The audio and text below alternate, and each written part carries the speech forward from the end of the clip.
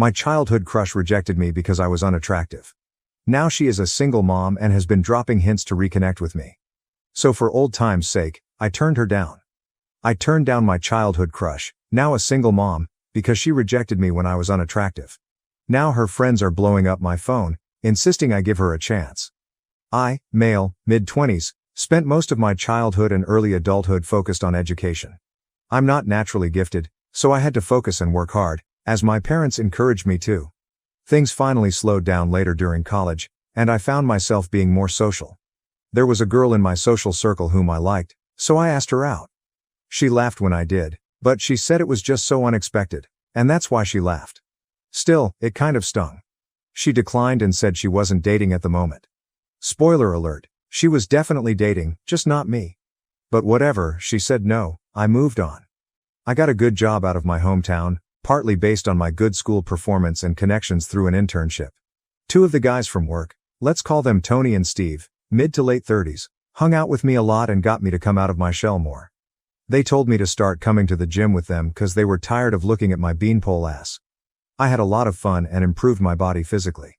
Now Tony and Steve were a couple, so whenever we would go out, they'd be really good wingmen and really got me out of my shell. I'm still a bit awkward, but much more comfortable in social situations now that I've got some experience. This happened over the course of like 2 years.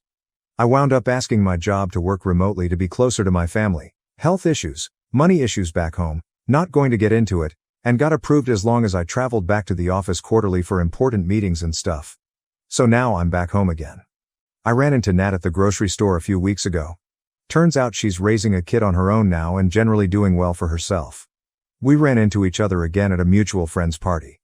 This is when she asked when I was going to ask her out again. I said the thought hadn't really crossed my mind, and she seemed offended. Like, why not? I said I'm not interested and thought that was that. I did kind of remove myself from the conversation quickly after that. Well, apparently, that wasn't okay to do. Nat came and found me again and demanded to know why I'm not interested. Because you were interested 2 years ago. I told her that was 2 whole years ago, and she lied when she rejected me, so I haven't thought of her in that way ever since. She said a normal person would be over that and then said, "It's because I'm a single mom, isn't it?" I mean, honestly, I have no interest in dating single mothers because I'm literally just now dating around. I don't want to have to deal with all the stuff that comes with a situation like that. But more to the point, I'm not attracted to Nat anymore, I just simply don't see her that way. Am I crazy here? Like, why are her friends blowing me up because I don't want to date her? Tony and Steve are telling me that I don't owe her anything, but some of my friends at home are telling me to at least give her a shot. I haven't really talked to my parents about it, but my younger brother is saying I should try, and my older sister is telling me to trust my gut. I just don't understand why or how this got to be such a big deal. Update 1. After reading and replying to some of the overwhelming amount of comments here, I spoke with my sister last night about what to do. I don't like the chaos of this situation. It's a lot of anxiety, and I feel the need to resolve it. To that end, after much consideration and my sister's agreement, I reached out to Nat this morning and asked her if she would meet me for coffee tonight. I made it clear that this is not a date, it's just 2 friends trying to come to terms with each other because I don't like all the messages and comments from her friends. Nat accepted pretty quickly and said she'd like to clear the air about some things. The fact that she apologized for any craziness does give me some hope that our talk later will be productive. I will update you all tomorrow if I can. I appreciate everyone's time and input. Edit. Please, no red pill theories in here. I don't like how adversarial that makes things, and it's not how I view the world. My sister, my mother, my cousins, and many other people in my life are absolutely wonderful women. I don't like the disparagement, so let's please keep things civil. This is not an indictment on an entire gender. Let's stop it, please. Comments. Darth Kitties? No way. There is literally no benefit to you dating a single mom as a guy with options, let alone one who was not interested when you were less successful. OP. To be clear, the parenthood thing makes me feel anxious and uncomfortable, but in my mind, that's less of a concern than the fact that I'm just not attracted to her. I don't know that it's fair to say my successes are a factor. People always expected a lot out of me, and Nat is successful in her own right, I know that much. She's not a bad person, I'm just not interested. J. Smith 21207, you saying that you are not interested is enough. It's pretty pathetic that she is now harassing you and having other people harass you just because you don't want to date her. That would make me be more turned off towards her. Does she think arguing with you about why you won't date her and getting other people to message you over it would make you, what, want her more? Or guilt you into dating her? OP. I don't know what she's thinking, really. I felt really awkward, so I've been making myself scarce. I do feel kind of guilty. I'm not used to rejecting people. Magdas. Given that she laughed at you last time, why should you give her a chance now? OP. She did say that she laughed because she didn't expect me to ask her out last time. I kind of believe that because I laugh when I'm nervous or surprised too. I just feel guilty. I don't like making people feel bad. Her friends are talking her up quite a bit. She does have a lot of really nice qualities about her, but my gut is just telling me not to go for it. I'm uncomfortable any way I look at it. Fun Yellow 6550076. You're not wrong. She lied to you when she rejected you. That's the only thing that matters. OP. Thank you. The lying does hurt. If she had said she's not interested, that would have been fine. Then again, I do understand that sometimes women lie because they don't feel safe. I don't know that I necessarily blame her for it, but it also doesn't exactly make me feel good. Update 2. Hi, everyone. Thank you to everyone who commented on my first post. This will be my last update. Some of you got very angry very quickly, and I wanted to clear a couple of things up before telling you all how it went last night. I try not to attribute behavior to malice if there's a possibility it can be attributed to incompetence. I think the world would be a better place if we tried to do that a bit more and be a bit less antagonistic. I know I would appreciate the benefit of the doubt if and when I do something wrong, so I try to do the same with Nat and her friends. Honestly, I'm glad I did. Nat has been in the periphery of my life for a long time. We weren't ever really close, but being from the same town, you get the general idea of who a person is over time. I was shocked at her behavior because I thought it was unlike her. Her friends reaching out to me surprised me and had me feeling anxious because I'm honestly not used to that much social attention all at once, the tone and content of the attention notwithstanding. These are not inherently bad people. I believe they are just generally good people who are behaving poorly. Anyway, what you all really want to know, I met Nat for coffee, well, tea, at a local coffee shop last night. She showed up late after I did and said it was because of some childcare stuff she had to take care of. It turned out that her son's father is very much in their lives, but just as a co-parent. The reason she is single is because co-parents are really all they can be together. They did not work well as a couple at all. But from Nat's own admission, her son's father is a very good dad. Dedicated, caring, and supportive. I said to Nat that these last couple of weeks were very stressful for me because of her friends contacting me about her. I told her that I'm sorry if she was offended or hurt by my saying no, but I'm not sorry for saying no. Nat stopped me and apologized herself. She said she didn't intend for any of that to happen. She just has some very loyal and passionate friends. She also said sorry for how she behaved at the party and gave me some very helpful context. Nat had just recently started dating again and has not been having much luck. She expected as much, but she didn't expect people to be so uncaring about it. The last guy she met was quite cruel about her being used goods, and harshly rejected her specifically for being a single mom, so that was fresh in her mind. Nat said she saw me and was attracted to me, not just physically, but because I was less socially awkward and could hold somewhat of a decent conversation now.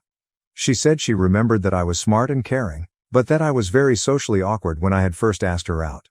Nat was adamant that she did not mean to laugh. She was genuinely just surprised because she never suspected that I even thought of her that way to begin with. I do believe her on this front. It turned out that she was trying to flirt with me at the party, and when I rejected her, the negative emotions she had from the last rejection just took over, and she reacted poorly. She said she complained to her friends, and they took it upon themselves to try to grease the wheels. To Nat's credit, the messages have stopped since yesterday after I first reached out to her and explained why I wanted to meet.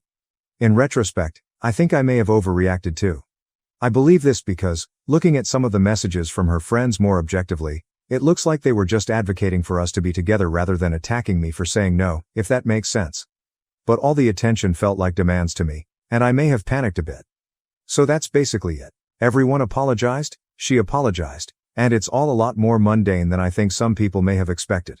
No, we're still not dating, and we're both okay with that, though we did agree that if the opportunity presents itself down the line and the timing is right, one or both of us may try gently approaching the idea again. I don't know if I ever expect that to happen, but it's not entirely a bad thought, just not a thought I would entertain for at least a few years from now. I like my life the way it is for now. Comments. Late Champion 86678, you seem like a very nice guy. Actual nice. The good kind. I'm sure your anxiety about the situation played a role, but underneath that, you seem like a caring guy. With that said, stay away from Nat and her friends. She may not have intended the bum rush, but the fact her friends thought it appropriate at all is concerning. Listen to Tony and Steve, they have their heads screwed on right. OP. Thank you. Yeah, I am grateful to have my friends.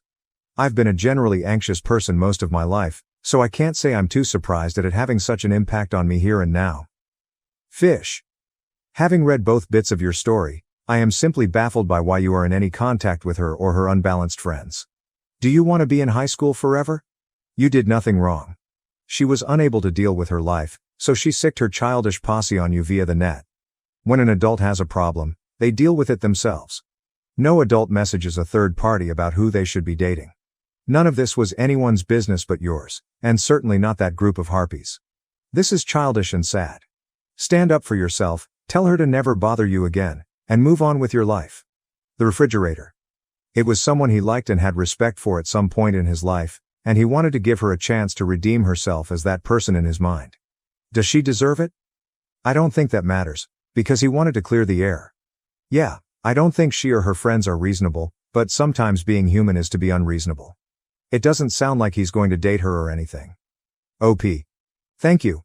I did want to settle the matter. If something feels unresolved, it makes me very uncomfortable. I'm very glad that Nat was more agreeable this time around, and I appreciated learning the context of her life. I feel very badly for her that the last guy or two treated her so meanly. I can't fathom being that callous to another person. It doesn't make sense to me. Peter 95837. I'm surprised things didn't turn out as messy as I thought it would. I'm reading too much Reddit posts lately, lol. All in all, I'm happy for OP as he seems like a nice guy, but for the best, going the distance from Nat and her friends is the best solution. Story 2. I uncovered my wife's secret affair in Paris by tracking our airline miles, cancelled her return flight, divorced her, and even managed to get her French lovers band to break up. My wife and I have been together for 6 years. When I met her, I knew right away that I wanted to be with her forever. She was everything I ever thought I wanted in a woman and more. It actually took a little bit of convincing to get her to go out with me to begin with. She was new at the office we worked in, and she didn't want to get in trouble by dating another employee. But I could tell that she liked me by how she looked at me. We eventually had our first date, and it was incredible. It sparked the beginning of a whirlwind romance, and we got married about a year and a half after meeting. One of my favorite things about her was her desire to always be learning. Whether it was a new skill or a language, she was always trying to expand her horizons. She was a very worldly person. She loved to travel, and she loved learning things about different cultures. I wasn't any of that, but I aspired to be, so I admired her for it. We did some traveling together when we first got married. We visited Singapore and Thailand together, which was incredible. When the pandemic happened, obviously we weren't able to travel at all. Not being able to travel and explore the world really took a toll on my wife. It truly was her greatest passion, and having her confined within a house for months was a nightmare for her. One of the things that she did to escape from that was to join this online club that would meet once or twice a month. People would just chat over a Zoom call about places they visited and their cultures. One of her favorite aspects of it was a recipe sharing section where everybody shared different foods from their respective cultures. She loved her group. She actually became pretty good friends with a lot of the members. They would chat with each other away from the group meetings, play games online, or watch movies together through Discord. I was happy that she was able to find a way to survive those early days of the pandemic. When everything was clear, vaccines were coming out, and it was finally safe to travel, she jumped at the first opportunity she had. Unfortunately, I was back working in the office, so my schedule wasn't permitting anything like that. She was actually laid off at the beginning of the pandemic, and I was supporting us both, so if she wanted to travel, she would have been able to. We had a long conversation about it because she felt bad going without me, but she told me how trapped she felt after everything that happened. I wasn't happy with her going without me. I felt left out, but I knew that she needed that freedom, so I agreed to let her go. She left for a week and came back happier than I'd seen her in a long time. She had gone to Germany to visit one of the friends she made in her online group. She showed me a ton of pictures of them together, the things she'd seen, and the food she had eaten. I thought it was enough to satiate her desire to travel until we could do it together, but I was wrong. It only seemed to open a window for her to want to do more. I still couldn't take off and ignore my responsibilities to go with her. I explained how her traveling alone made me feel, and she agreed that she would wait until I could take some time off before she went anywhere else. A couple of months after we had that conversation, she told me that one of her friends from the online group had been begging her to come for her wedding. At first, I thought that I would have had enough time to request time off work and go with her. When she told me the dates, I was disappointed because I knew I wasn't able to go. I had a big work conference that was mandatory for me to attend. I reminded her of that, and she told me she had forgotten all about it. I didn't realize this at the time, but she was lying about that. Then, I didn't have any reason to suspect that something was going on, so she seemed genuine when she told me that she forgot and wouldn't go if I couldn't go with her. She knew that I would tell her to just go without me. The weeks leading up to her departure were a little strange. I could tell that there was something wrong with her, but I didn't know what at the time. She was acting very nervous around me. She couldn't meet my eyes a lot of the time, and it always seemed like there was something on the tip of her tongue that she wanted to say. We both left on the same day for our flights. I was so busy that I didn't even think to check in on her when her flight should have landed. When I got back to my hotel room at the end of the day, I checked my messages to see if she sent me anything, but she didn't. Before I started to worry, I logged into the airline's website to check her arrival time. Because I traveled for work a lot, and she liked to travel in general, we had a joint account so we could accrue miles. I saw that there was a new flight logged in our history. She landed where she told me she was originally going to, but there was a departure to Paris, France, an hour after the other flight arrived. She never mentioned anything about going to Paris while she was there. I screenshotted the information and texted it to her to make sure that it was her who bought the ticket. It wasn't impossible that somebody could have hacked our account and bought their own plane ticket. She didn't respond to me right away, but I got a message about 15 minutes after the Paris flight was scheduled to arrive that pretty much confirmed to me that she was in Paris. I just didn't understand what she would be doing there. She called me from the airport and told me that she had a little extra time and wanted to visit the city before the wedding. I was honestly a little too tired to argue with her, so I accepted it and figured we would talk about it later on. It was a little bit frustrating for me because airline tickets aren't cheap, especially not when somebody is buying business class and first class tickets everywhere they go. As I said, she lost her job at the beginning of the pandemic. I had an incredible job, and supporting both of us wasn't an issue at all, but when she was making purchases like that, it would have been nice to be aware of them. I went to sleep and didn't even think about it until I woke up in the morning. When I looked at my phone, I saw that I had a text message from an unknown number. It wasn't immediately alarming because I get a lot of spam text messages daily. When I opened it to see what it was, I saw a picture of my wife standing in front of a mirror naked, with a man standing behind her taking a picture. There was no context given to the photo at all. Immediately, I replied and asked who the person was. They read the message but didn't reply. The conference I was attending was hugely important for my work, so I tried as best as I could to push what I saw to the back of my mind just to get through the day. I didn't look at my phone because I couldn't stomach the idea of my wife texting me that she loved me after what I saw. When I was finally finished with the day, I noticed that the number that texted me had tried to call me twice. I got back to my hotel room and called back. Surprisingly, a man answered the phone. I asked him who he was and why he sent me the picture that he did. He told me that he just wanted me to know that I was barking up the wrong tree by talking to my wife. I was very confused about what he was saying. I was married to the woman. If anybody was barking up the wrong tree, it was him.